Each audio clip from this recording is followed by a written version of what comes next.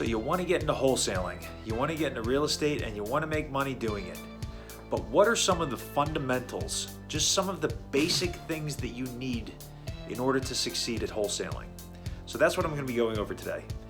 So some of the basic things that I have found that have gotten me success, and I've seen other people who have the same success or greater for that matter, you need to have the ability to sell. Okay, so this is not something that you're born with. Selling is a skill, you can learn it. If you have a sales background, you're going to do better in wholesaling. Why? Because you need to be able to sell yourself, sell your ideas, and help other people. There might be some kind of negative connotation with sales. I've never had that, so I don't have any kind of limiting beliefs with what sales means. Sales is just solving problems for other people. So if you can solve problems for other people, then you can sell. If you think that sales is bad, then you're not going to be good at wholesaling, because the root word of wholesaling is sale. So you definitely need to be able to sell.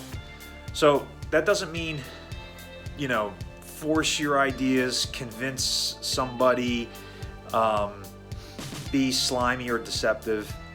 No, you want to help them. Ryan Stewman, who is known as, quote, the hardcore closer, he says the two things you need to be successful in sales is empathy and confidence. So if you have empathy and you have confidence, you can be successful in sales. Some of you are really great at sales, and you might not necessarily use that word as sales. My wife actually was talking about how she could do this or she could do that, but she didn't really like the term sales.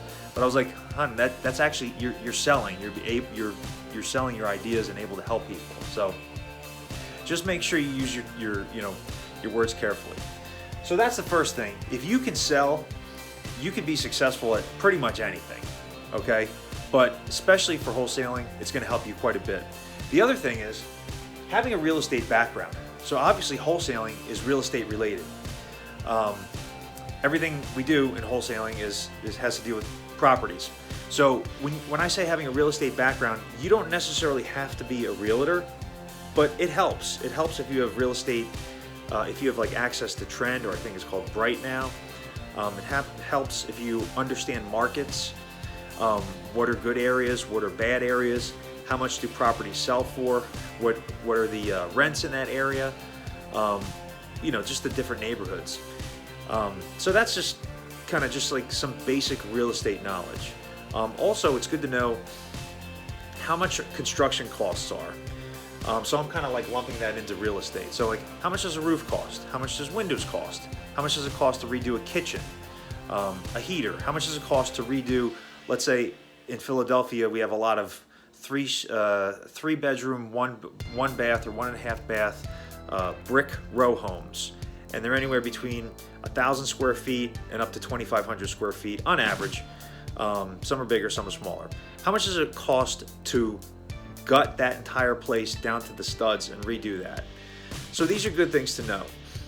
Another thing you need to be able to do is analyze deals. So that kind of goes hand in hand with the whole real estate background, and pretty much just everything that I said. So analyzing deals is how much are you going to have to get this property under contract for in order to make a profit off of it.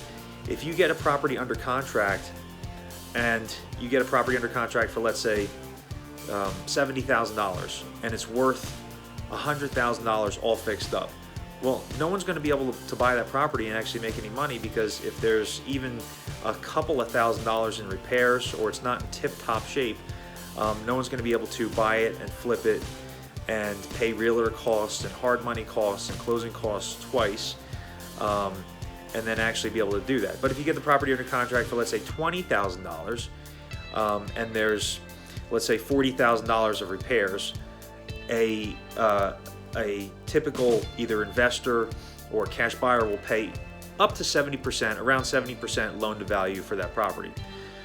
So you need to be able to analyze these types of deals and figure out what you need to get the property under contract for and what you can sell it for and what the property is going to be worth all fixed up. So I can go into all of these things in more detail in some other videos, but I just wanted to kind of briefly touch on it. And the last thing that you need to have in order to be successful in wholesaling, and this is pretty much anything in life, is perseverance. So there's a lot of difficulties that you're going to come across in this business. You're going to come across difficult sellers, difficult buyers, but I found the most difficult thing is actually title issues. So it's not just, sometimes dealing with the buyers and sellers is pretty easy.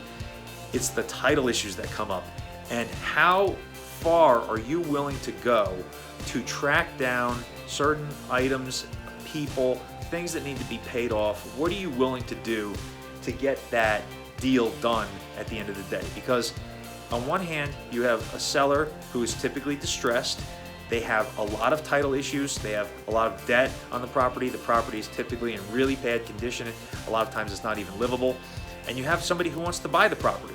So how do you connect the two? After you've connected the two, what are you going to do and what is necessary? Are you willing to do whatever it takes to actually get that deal done? And so I'm going to be going over other issues, especially with title and conveyancing in some other videos. But if you found this of any value, or if you liked it, please click that like button and click subscribe, and I will see you on the next video. Thanks.